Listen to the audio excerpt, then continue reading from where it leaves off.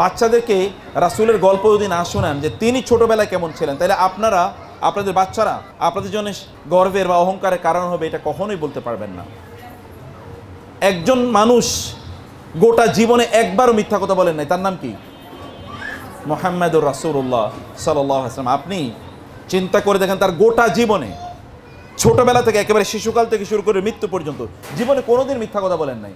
এবং এটা আমাদের দাবি না, এটা হচ্ছে তার শত্রুদের দাবি, যারা তার বিরোধিতা করেছে। তারা বলেছে যে তিনি তার জীবনে কোনোদিনই মা জাররাবতু আলাইকাল কাযিবা আবাদা, কোনোদিন আপনাকে মিথ্যা কথা বলতে শুনি নাই। বুঝতে পেরেছো? তোমরা যে ছোটরা শোনো, তোমরা যদি নবীজির মতো হতে চাও তাইলে জীবনে কখনোই মিথ্যা কথা বলা যাবে না। কখনোই কি বলা যাবে না? মিথ্যা কথা বলা যাবে না। সত্য বলবা। ভুল হলেও তুমি একটা অন্যায় করেছো, তারপরে বলবা মামনি আমি ভুল করেছি। এবং তোমরা জানো আদম আলাইহিস সালামও ভুল করেছিলেন, গাছের ফল খেয়েছেন, তিনি স্বীকার করেছেন এবং এই কারণে তিনি নবী। আর শয়তানও কি করেছে? ভুল করেছে, ওনাকে গাছের ফল খেতে উদ্বুদ্ধ করেছে। শয়তানও ভুল করছে, কিন্তু সে কি ভুল স্বীকার করেছে? এই কারণে সে কি শয়তান। This is the difference between this two. Recognition of your fault, acknowledgement of your crime, because that will lead you ultimately to the repentance. কেউ যদি ভুল করার পর স্বীকার করে তাহলে সে কি করবে?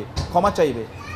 ভুল করার পর স্বীকার না করলে আপনার তখন মাথায় বিভিন্ন ধরনের অজুহাত এবং অভিযোগ আসতে থাকবে।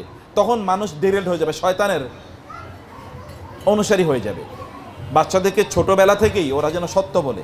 আপনি যদি পড়ান Johnny yes papa, eating sugar, no papa, then কি ওপেন ইউর মাউথ, তারপরে কি বলে? লা হা হা হা হা। তার মানে সে কি সত্য বলেছে না মিথ্যা বলেছে? সত্য বলেছে না মিথ্যা বলেছে?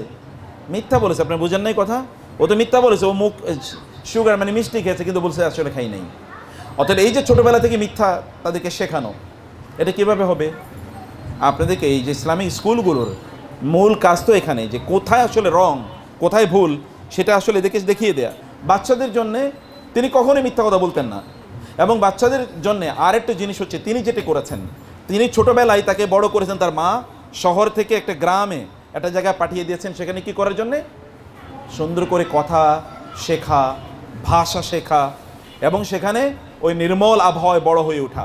এখন আপনারা বলেন, আপনাদের বাচ্চারা তো জিজ্ঞেস করলে কথাই বলে না, তাহলে ওরা বড় আলেম হবে কীভাবে? বড় আলোচক হবে কীভাবে? বড় ভালো মানুষ হবে কীভাবে? সমাজের নেতা হবে কীভাবে? কথা না বলে নেতা হওয়া যায় নাকি? অথচ দেখেন তো তিনি ছোটবেলা থেকে ওইখানে কথা বলে শিখেছেন, এবং শুদ্ধ করে। আপনি যখন ভাষায় কথা বলেন তখন ওর সাথে শুদ্ধ পরিশুদ্ধ, কেবল শুদ্ধ না, লিঙ্গুইস্টিক্যালি শুদ্ধ না, পরিশুদ্ধ, মোরালি কথাগুলো শুদ্ধ কিনা, সুন্দর কিনা, এটা বলতে হবে। এবং তিনি এত সুন্দর করে কথা বলতেন যে মানুষ মুগ্ধ হয়ে যেত, মুগ্ধ হয়ে তার কথা শুনতো।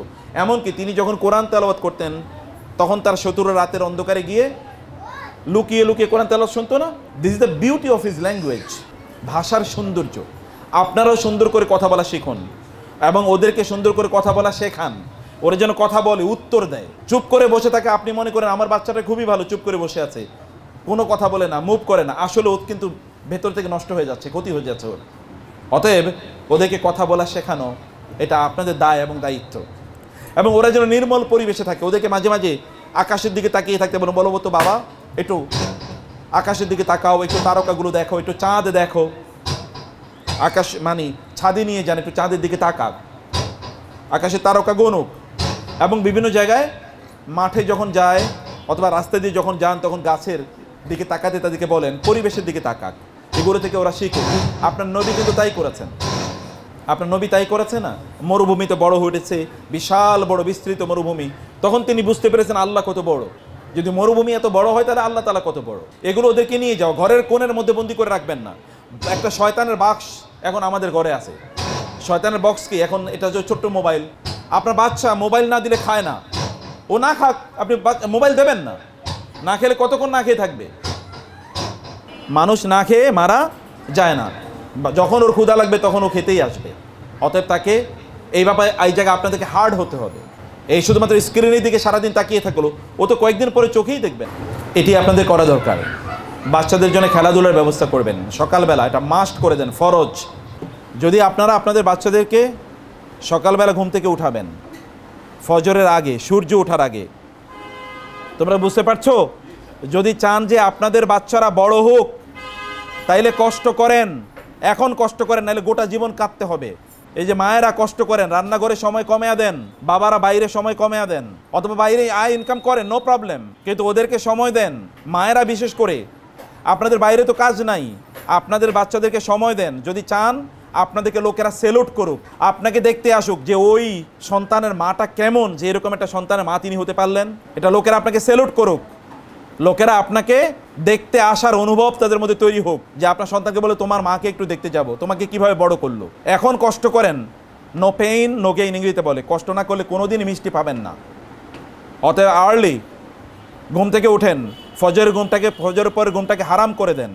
নিজেরা কোরআন তেলাওয়াত করেন, বাচ্চাদেরকে কোরআন তেলাওয়াত করতে দেন, তাসবিহ তাহলিল করেন। এরপরে ওকে আধা ঘন্টা জিম, মানে বাসায় ও দৌড়াদৌড়ি করুক। শরীরের দিক থেকে শক্তিশালী না হয় তাহলে শয়তানের বিরুদ্ধে যুদ্ধ করবে কিভাবে? শয়তানের বিরুদ্ধে যুদ্ধ করবে কিভাবে? ও শারীরিকভাবে শক্তিশালী না। এবং ফুড খাওয়ান পরিমিত, নিয়মিত। আমি আসার সময় আমার ওয়াইফকে বলেছি যে আমি ছোটবেলায় কোনোদিন, কমপক্ষে ইন্টারমিডিয়েট পড়া পর্যন্ত কোনোদিন দুপুরে খেয়েছি, আমার মনেই পড়ে না দুপুরে যে খাই, এই কথা শুনিও না জীবনে কোনোদিন আগে। তাহলে খেতাম কখন? ফজরের পরে, ফজর নামাজের পরে নাস্তা করতাম 9টা বা 8:30 9টার দিকে দুপুরে, মানে মূল খাবার খেতাম। এরপরে স্কুল বা মাদ্রাসায় চলে যেতাম, ওইখান থেকে আসতাম হলো 4টার দিকে। 4টার দিকে এসে কোনোদিন খেয়েছি এরকম রেকর্ড খুব কম, খেলে হয়তো বা মুড়ি চিরা এরকম। এরপরে মাগরিবের পরে খেয়ে নিয়েছি, সর্বোচ্চ 3 বেলা খেয়েছি আমরা জীবনে। এবং যারা বড় হয়েছে তারা এইভাবেই হয়েছে। এই যে আপনি সারাদিন ওদের খাবারের পেছনে সময় দিচ্ছেন, দুপুরে খাও, রাত্রে 12টা 1টা 2টায় খাও, এই বাচ্চারা জীবনে কোনোদিন কিছুই করতে পারবে না। ও তো ঘুম থেকেই উঠতে পারে না, ও বিশ্ব জয় করবে কিভাবে? তাই না? আপনার নবী কি করেছেন দেখেন তো, তার শরীরের রোবাস্ট হেলথ দেখেন। 63 বছর বয়সও তিনি শক্তিশালী, মহাশক্তিশালী এবং মহা সাহসী। বাচ্চারা তেলাপোকা দেখে ভয় পায়, আপনি কেমন মা, কেমন বাবা? ও তেলাপোকা দেখলে ভয় পেলে ও তাহলে সিংহ কিভাবে মারবে? ওরা কিভাবে সিংহ অথবা ইয়ের বিরুদ্ধে কিভাবে তারা যুদ্ধ করবে? শয়তানের বিরুদ্ধে তারা কিভাবে যুদ্ধ করবে? ওদেরকে দিয়ে আপনি যে কাজ করাবেন, কিভাবে কাজ করাবেন? আপনি কাজ করাতে পারবেন না।